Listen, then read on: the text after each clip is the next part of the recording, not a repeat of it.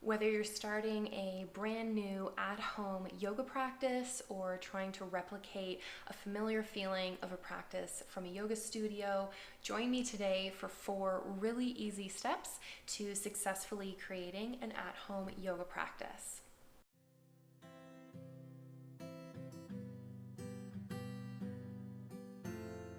Hi friends, welcome to Honeybee Yoga Studio. My name is Lindsay, and today I'm really excited to talk about how to build an at-home yoga practice. I want to thank our good friend Akiko for suggesting this video, and I have to admit, I had a lot of ideas. I didn't realize just how much I actually put into my home practice and the little things you can do to make your practice feel special and make you really feel in that yoga focus and that yoga mindset when you are practicing at home. And practicing at home might be really different for you, and it can feel overwhelming if you aren't used to practicing at home, especially if you're used to going to a studio and feeling really removed and having that really special connection with your practice. It can be hard when you're at home. There's a lot of distractions, there's a lot going on. So I thought it was really important to kind of talk about what you can do to create a special space, create a special environment. So before we dive into what I've kind of categorized as 4 steps, I really want to talk about 2 important things. So the first one is money. Yoga does not have to cost you a lot of money. Heck, it doesn't have to cost you anything. Throughout the video today, I'm going to be talking about a lot of little things that you can do to make your practice feel special at home. And some of these things are luxuries. You do not have to buy essential oils, special equipment, special outfits to create a really meaningful at-home practice. I'm going to show you a lot of at-home alternatives that you probably already own, that are already around your house, that can support your practice depending on what your practice is, which is a fantastic segue into my second point, which is you do have a little bit of homework before you start your at-home practice or start to bring your practice into the home environment. And that is to really think about, what is your intention? What are your yoga goals? Why are you doing this? Depending on what your intention is really going to impact how you set up your space, how you get into your space, and really focus on your yoga practice. If you're looking for something for in the morning that's really going to light up your fire, give you lots of energy, versus if you're looking for something in the evening that's going to be really slow and wind you down, these are 2 really different experiences that you're going to try to create. So when you're looking at these 4 different steps, really think about, what is your intention behind your practice? What are your yoga goals? Why are you here? What do you want to feel like when you get up off of your mat when you're finished your practice? So the first step is going to be creating a yoga space. Very straightforward, but sometimes you think, well, I can kind of practice anywhere. It can be really helpful if you create a designated space where you practice every time, to kind of start to create that routine, that ritual. So maybe it's in the middle of your kitchen and you have to move some furniture, that's fine. Maybe it's in a permanent space, in a spare office or a spare bedroom, that's great. Whatever works for you in your space to create something that's a body-size space, you can move around side to side. Really, that's all that you need. You might want to think about lighting opportunities if you're practicing in the morning or at night, if it's too bright or not bright enough, but otherwise, really, all you need is a body-size space. So step number 2 is going to be supporting your body. So mat or floor options can be completely up to you. Some people like to practice on hardwood. It can be grippy. Some people like practicing on carpet. It can be really soft and cushiony. Whatever works best for you. I could do an entire video on mats and different brands. I would suggest looking for something within your financial budget and maybe finding something with good reviews, but otherwise, really, as long as you have a space and something that supports your feet, that's what's most important. Next, we'll look at some specialized props. So of course you can buy these from your favorite local retailer, which I did for my studio, but I can of course walk around my house and grab some of these props for free. So we'll start with a block. I can replace that very easily with a heavy book or a stack of books, textbook, anything like that will help bring the earth a little bit closer to your hands, to your practice. Next, of course, is the popular yoga strap. These are super handy in balances, connecting our hands together, and you can replace them very easily with a belt or even with a scarf or a blanket that you kind of loop around. Next, we'll look at an eye pillow. Maybe I should make a video on how to make an eye pillow, because you can do that for next to free at home as well. But here we're gonna look at simply using a hand towel. They are soft and comfortable, and with a few simple folds, you can place that over your eye and replicate the experience of an eye pillow. The last thing we're going to look at here is a sandbag, and I love my custom sandbags. They're perfect. They're also expensive.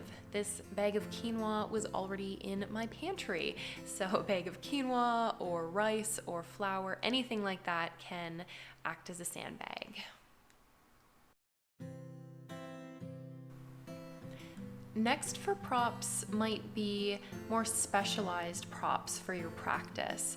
So you can see here I have really big bolsters, I have a small bolster, there's my sandbag, I have my name brand cork yoga block and really heavy cotton yoga blanket. And you'll see I'm going to put that heavy yoga blanket onto his belly.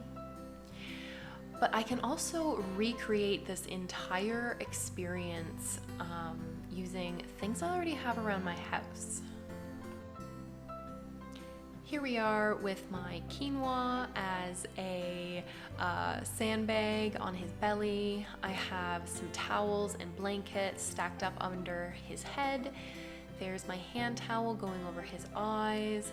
I have a big microfiber fleece blanket rolled up underneath his spine. You can see those are my couch cushions underneath his legs. And here is a blanket simply going over his belly. And you can see he is just as comfortable, he is just as cozy, and these were free. Well, they were around my house already. As was this chair, and don't forget about the wall.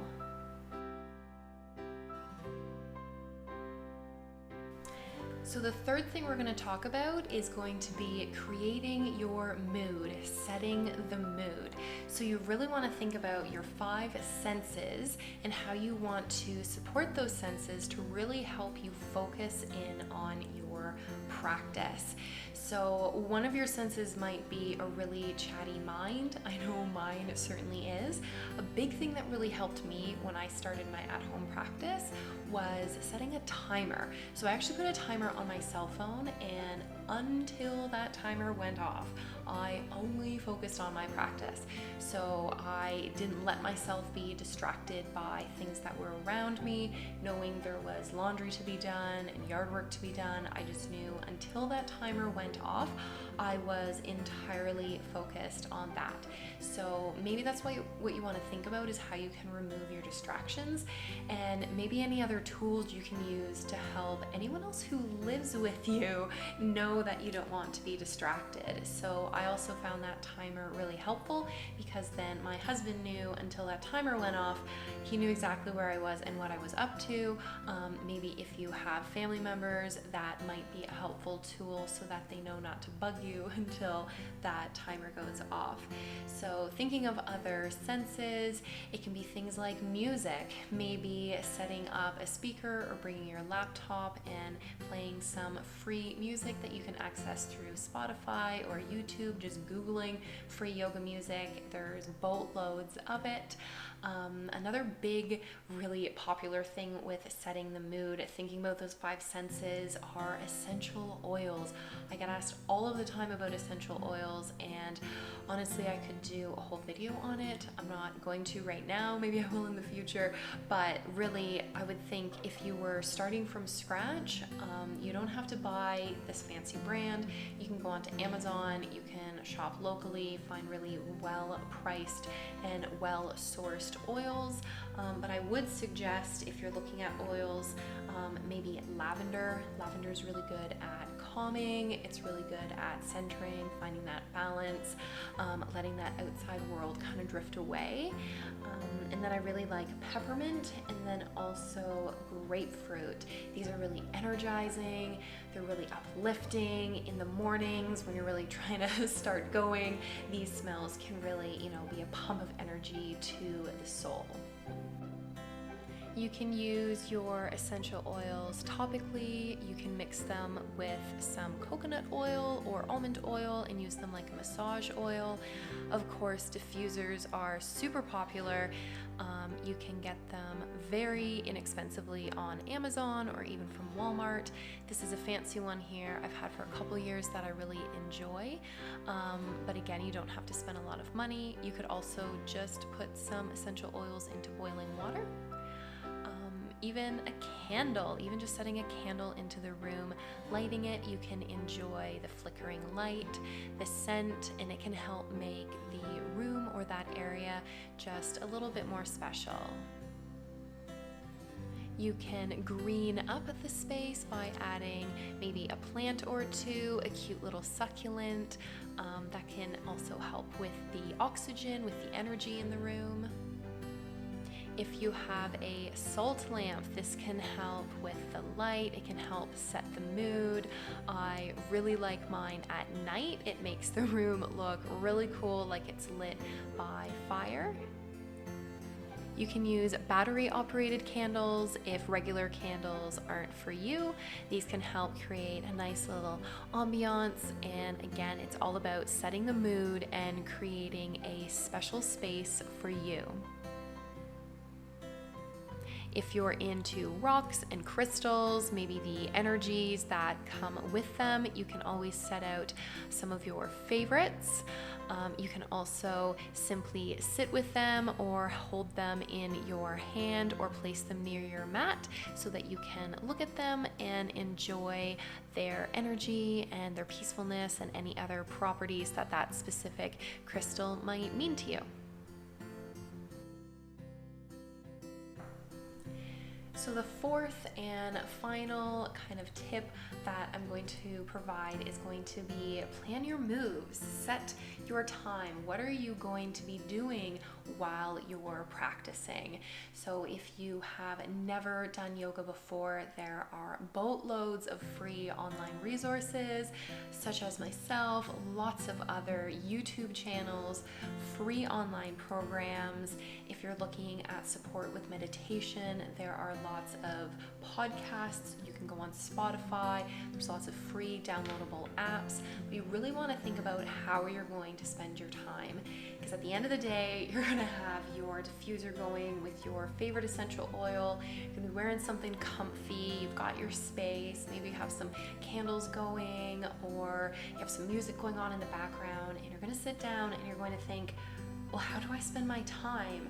So it's worth, maybe when you're thinking about your intention behind your practice, really thinking about how you want to spend your time. And again, there's lots of resources you can use to support maybe finding some sequences, finding some suggestions, guided meditations. I have lots of those on my channel. So really thinking about how you'll spend your time. So once you finally have that time carved out and you're on your mat, you're using that time effectively. One of the last things I really want to say and it didn't really fit into one of the categories. It was just about time. And I know it can be really challenging to carve out time in your day to find an at-home practice, especially in these crazy times. And I really want to break the stigma that you have to set out an hour and a half, 2 hours to really get an effective practice. When I started setting my timer, when I started my at-home practice, I set that timer for 20 minutes. And sometimes that was really hard. Sometimes I came onto my mat and an hour would go by and I wouldn't even notice. But for those times when it's really challenging, that timer can be helpful, and to also be really forgiving and know you're practicing in a different environment than what you're used to, and don't feel like you have to commit to that studio time, that studio length of class. As long as you leave your mat feeling like $1 million, that's what matters. As long as you're making progress on goals that are meaningful to you, at the end of the day, that's all that matters. So I really hope that you enjoyed this video. I really did enjoy sharing some experiences throughout the process of making this video. I think I realized I really enjoy sharing this stuff.